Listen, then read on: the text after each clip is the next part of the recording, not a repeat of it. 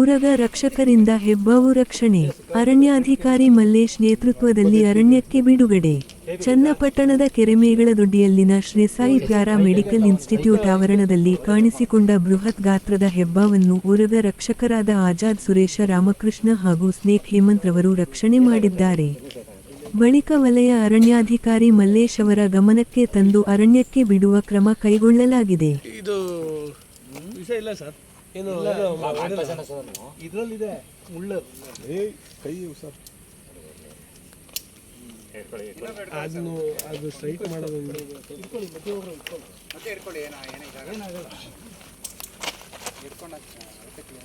ಒಕಡೆ ತಗೊಳ್ಳಿ ಸರ್. ಇಲ್ಲ ಇದಾಗ ತಗೊಳ್ಳಿ ಬೆಂಡಾದಂಗೆಲ್ಲ ತಗೊಳ್ಳಿ. ಅದು ಅರ್ಧ ಇಟ್ಕೋ, ಅರ್ಧ ಇಟ್ಕೊಂಡು ಬಾಡಿ ಬಾಡಿ ಇಟ್ಕೊಂಡು ಕಡಿಮೆ ಮೇಲೆ ಇದೆ.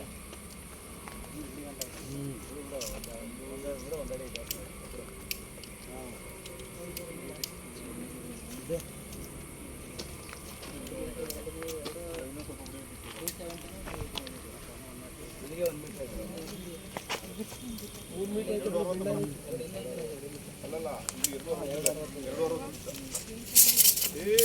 ಇದೆ. ಭಯ ಪಡ್ಬೇಕು.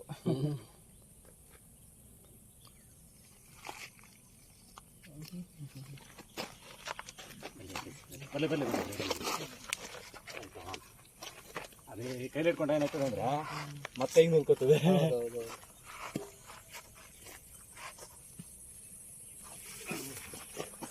ಈಗ ಸ್ಟ್ರೈಕ್ ಮಾಡ್ತದೆ ಅದ್ರಿಗೆ ಹೋದ್ರೆ. ಹಾಂ ನೋಡಿ.